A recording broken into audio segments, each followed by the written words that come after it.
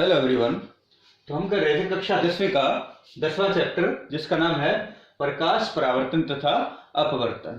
तो इसके अंदर जो लास्ट टॉपिक हमने पढ़ा था वो था गोलीय दर्पणों के द्वारा प्रतिबिंब का बनना। तो दोनों प्रकार के गोलीय दर्पणों में अवतल दर्पण और उत्तल दर्पण दोनों में हमने प्रतिबिंब का बनना देख लिया था। उसके बाद हमारा नेक्स्ट टॉपिक आता है गोलीय दर्पणों के उपयोग। तो दो प्रकार के गोलीय दर्पण हैं, तो दोनों के उपयोग पढ़ेंगे हम। तो सबसे पहला है हमारा अवतल दर्पण के उपयोग। तो देखिए, नंबर 1 जो अवतल दर्पण है, इसका इस्तेमाल किया जाता है जो गाड़ियां हैं उनकी हेडलाइट्स के रूप में। तो गाड़ियों की हेडलाइट, टॉर्च और जो सर्च लाइटें होती हैं, उनके जो हेडलैम्प होते हैं, हेडलाइट होती हैं, तो वहां पर अवतल दर्पण का इस्तेमाल किया जाता है ताकि अधिक से अधिक जो प्रकाश है वो सामने प्रवाहित किया जा सके। दूसरा जो उपयोग है इसका वो है डेंटिस्ट के द्वारा।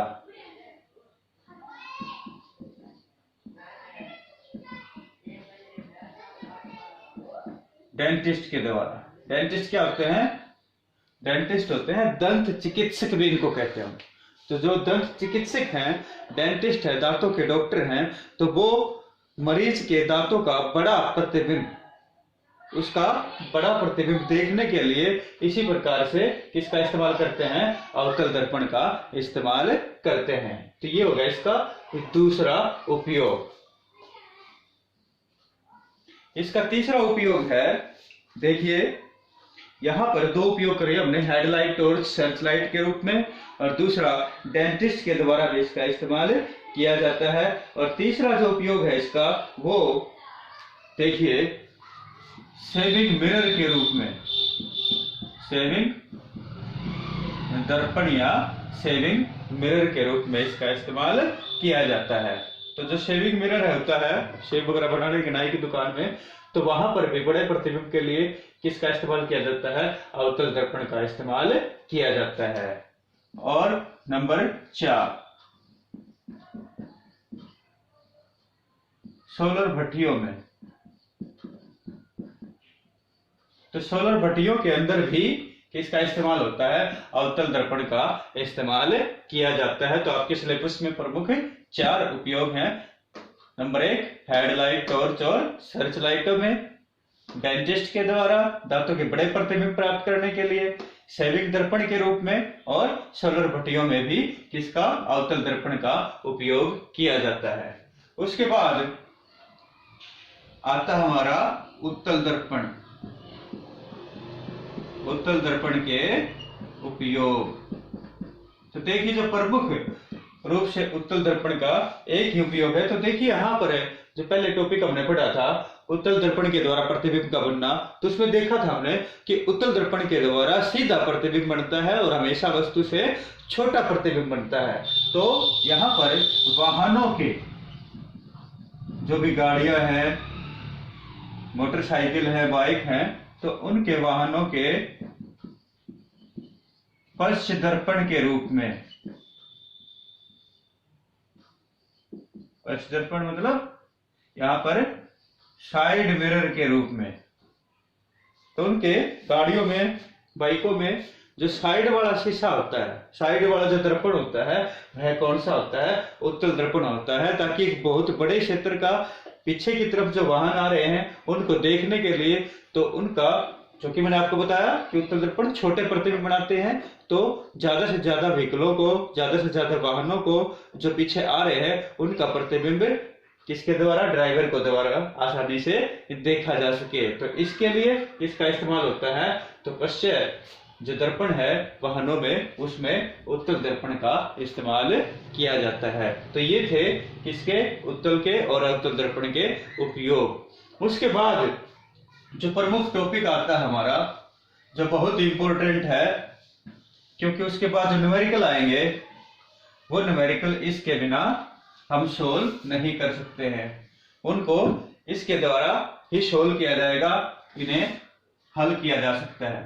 तो उसके बाद आती है चिन्ह परिपाटी।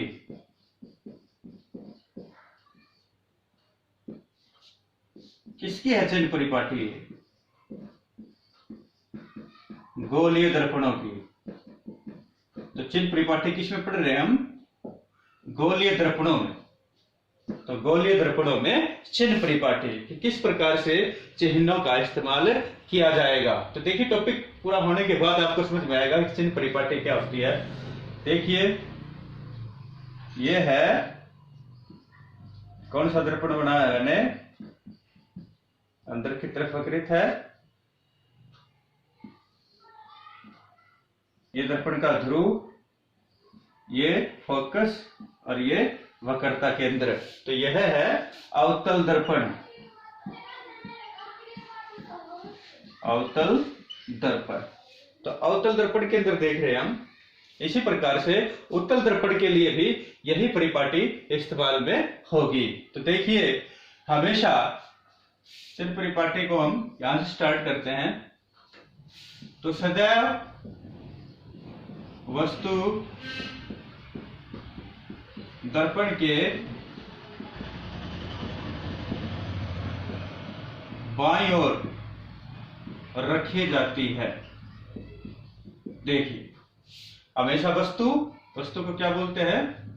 वस्तु को बिंब भी कहा जाता है। तो वस्तु हमेशा कहां रखी जाती है? दर्पण के बाईं ओर। ये दर्पण है, इधर वाला हिस्सा इसका बाईं ओर का है, इधर वाला दाईं ओर का है। तो हमेशा वस्तु कहां रखी जाती है? इस प्रकार से वस्तु होगी ए बी, हमेशा कहां रखी जाती है? दर्पण के बाईं ओर रखी जाती है। ये पहला पॉइंट होगा। दूसरा क्या होगा? देखिए सभी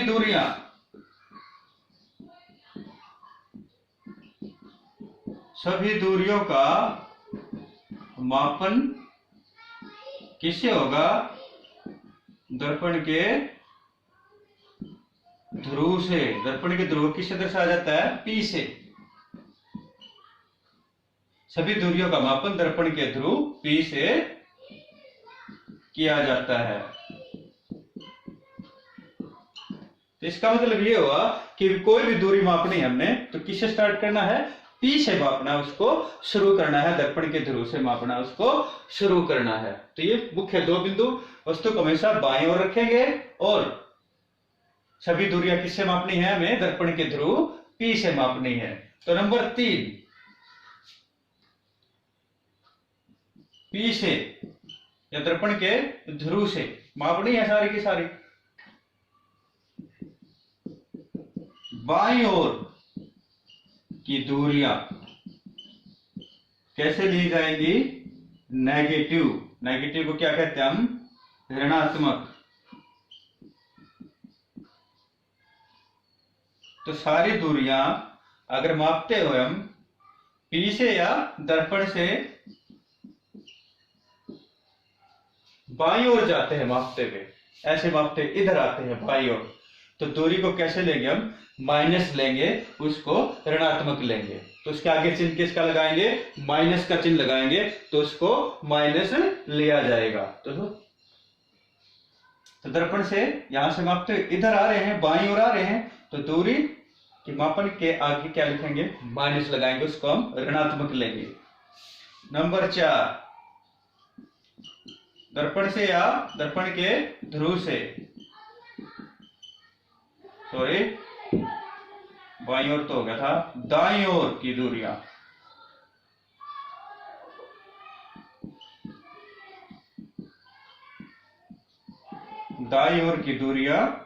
कैसे ली जाएगी?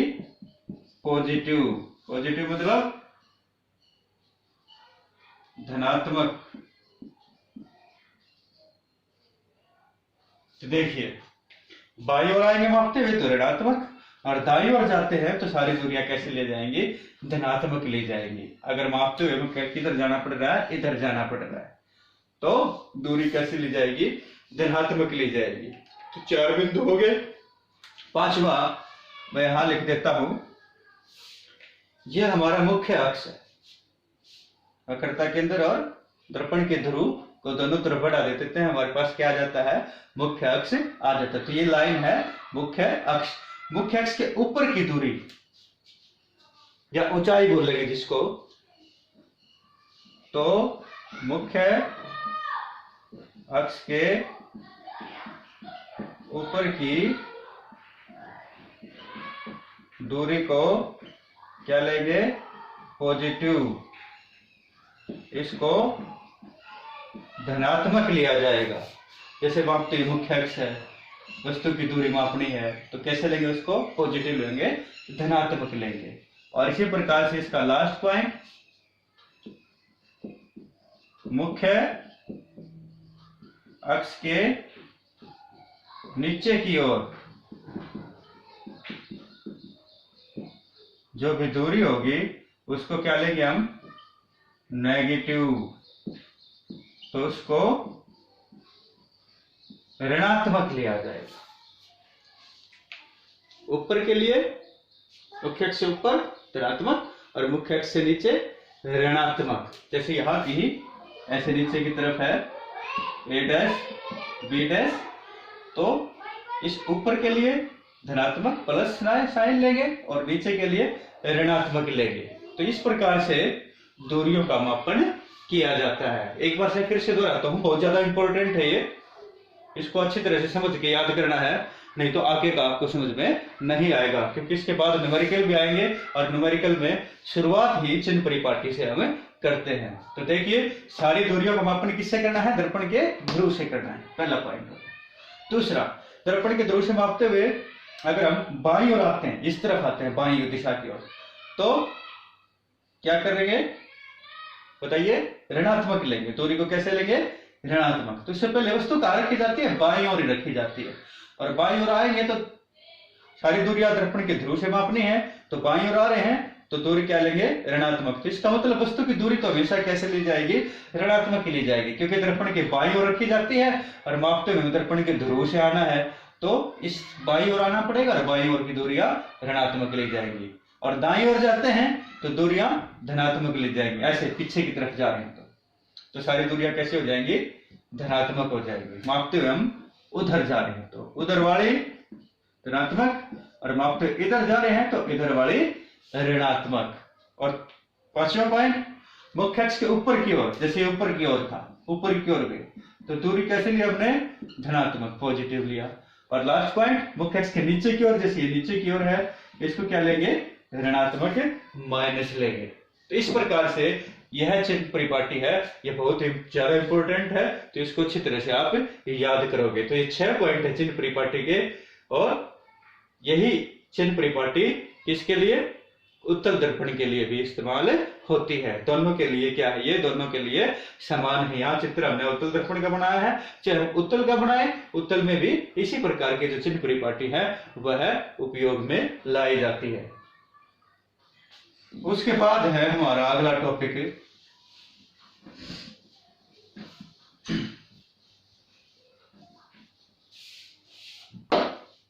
दर्पण सूत्र। दर्पण सूत्र, तो दर्पण सूत्र क्या होता है, देखिए, वस्तु की दूरी, मैंने आपको बताया वस्तु को बिंब भी कहते हैं, वस्तु को दूरी को u से दर्शाते हैं। प्रतिबिंब की दूरी, प्रतिबिंब की दूरी को किससे दर्शाया जाता है, v से। वस्तु की दूरी को, बिंब की दूरी को स्मॉल u से और प्रतिबिंब की दूरी को स्मॉल v से। तथा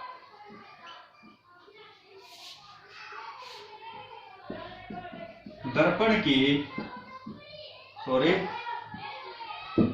तथा दर्पण की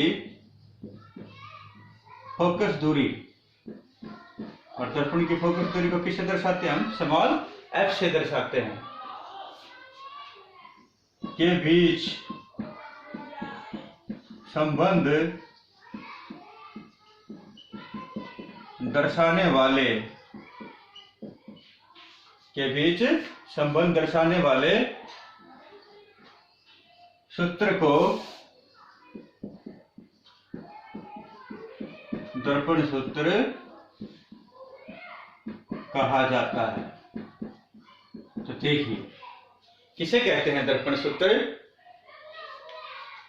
वस्तु की दूरी u से दर्शाएंगे, प्रतिबिंब की दूरी को v से दर्शाएंगे तथा दर्पण की फोकस दूरी को छोटे f से दर्शाएंगे। इन तीनों के बीच जो सूत्र संबंध दर्शाता है के बीच संबंध दर्शाने वाले सूत्र को दर्पण सूत्र कहा जाता है। तो इसे क्या कहेंगे? दर्पण सूत्र कहेंगे। तो हमारा दर्पण सूत्र क्या है? 1/v प्लस 1/u बराबर है 1/f। ये हमारा दर्पण सूत्र। इसको अच्छी तरह से याद कर लेना। 1/v प्लस 1/u बराबर है 1/f। v क्या है? प्रतिबिंब की दूरी, दर्पण से मापते हैं सारी दूरियां, और u क्या है? वस्तु की दूरी, और f क्या है? दर्पण की फोकस दूरी। तो ये इनके बीच में संबंध दर्शाने वाला सूत्र है। इस सूत्र को क्या कहते हैं? दर्पण सूत्र कहते हैं। तो ये था हमारा दर्पण सूत्र। उसके बाद एक टॉपिक आता है आवर्धन। आवर्धन को m द्वारा भी दर्शाया जाता है। तो आवर्धन क्या है? प्रतिबिंब की ऊंचाई, प्रतिबिंब की ऊंचाई को किससे दर्शाते हैं? h डैश से। और वस्तु की ऊंचाई, वस्तु की ऊंचाई, और वस्तु की ऊंचाई को किससे दर्शाते हैं? स्मॉल h से। के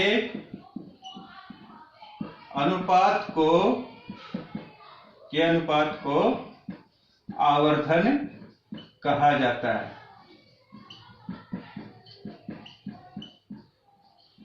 तो देखिए आवर्धन किसे कहते हैं?